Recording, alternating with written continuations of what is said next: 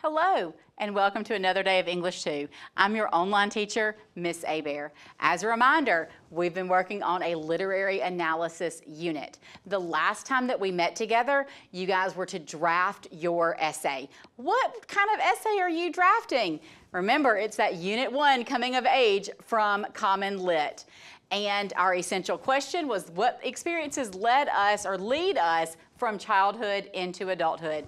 And this is the essay you're writing. You've already written it. We're going to look at a couple of things today to make your essay better. So, how do we write an effective introduction that's going to hook our reader and get us in a place where people want to read our essay? Because that is the point of any essay. You've got to get your reader where they want to start and then they want to continue. And that is through an effective introduction. So I do want to tell you that Common Lit does have a video that if you want to watch it instead of this one, it's the same information. I'm going to give it to you anyway, just in case you can't get access to Common Lit's website. So let's look at how we write an effective introduction. So we want to look at the upside down triangle introduction. So many writers use that upside down triangle to write strong introductions. So you want to start with connecting it to your essay to a big idea in the world. And remember when we were looking at the from the first unit that we worked on, we looked at those overarching themes and topics. So think about how your topic connects to the world. Then you want to look at how you introduce the titles and authors in the essay. And lastly, you want the thesis, and the thesis should answer the prompt. And you see how you start off more general, and then you get a little bit more specific, and then you get very specific. So let's look at how this sample essay connected all three of these pieces. All right?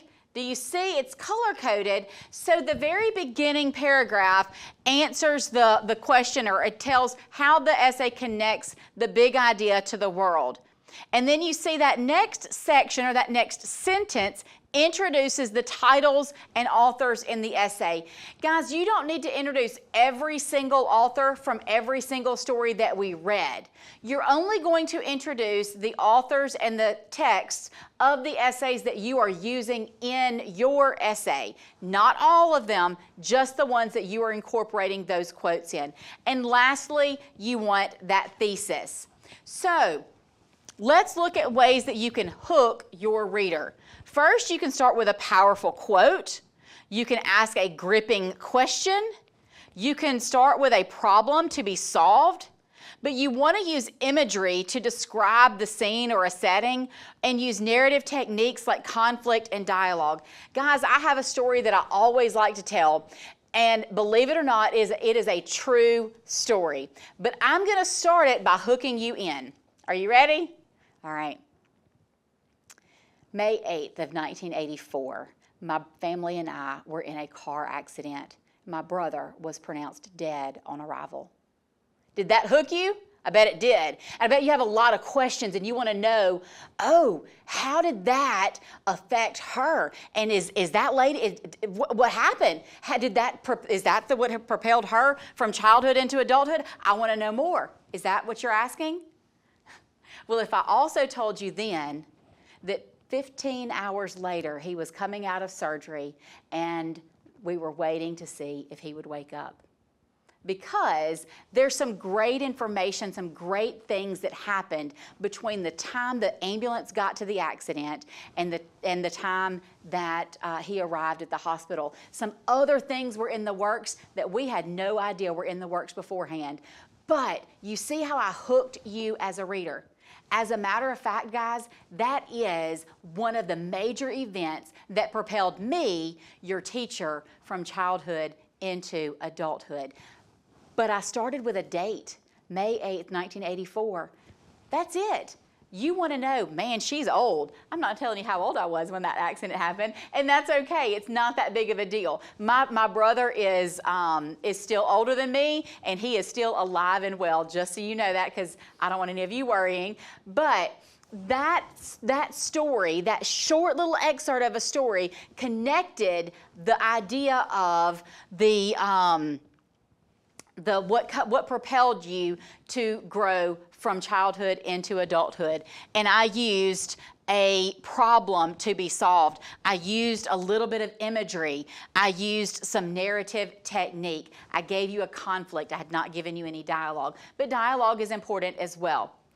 Next, I want you to take a minute to apply what you learned about that upside down triangle. I want you to take that, and I want you to apply it to your writing. So we're going to take a minute, I'm going to pause, and you're going to rewrite your introduction with what you have learned through this first part, and then we'll come back and we'll look at conclusions.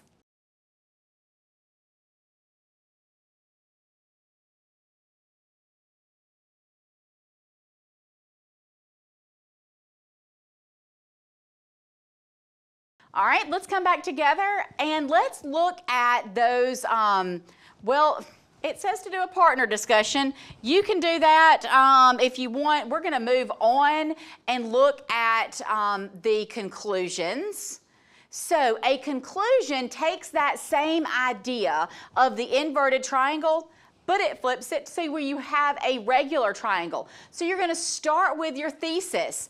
You're going to come here and you're going to restate your thesis. And then you're going to summarize the key ideas from the text. Last, you're going to connect that essay's big idea back to the world. And so I want you to work through the rest of this packet, and I want you to look at your introduction again, look at your conclusion again, and I think I do. I want you to rewrite your conclusion with the information that you learned through either my video or through the Common Lit video. But you should have an effective introduction and an effective conclusion. And if you took all of the information that we have learned through this unit, embedding quotes, using that context, guys, you should have an essay that scores a 12 all day, every day. So I'm going to give you time today to finish rewriting your introduction and your conclusion. And next time, be prepared for having your whole essay so that we can do a peer review. You know what peer review looks like because we did it with the personal essay, the personal narrative that we wrote for the beginning of this coming of age unit. So until next time, happy reading and happy writing.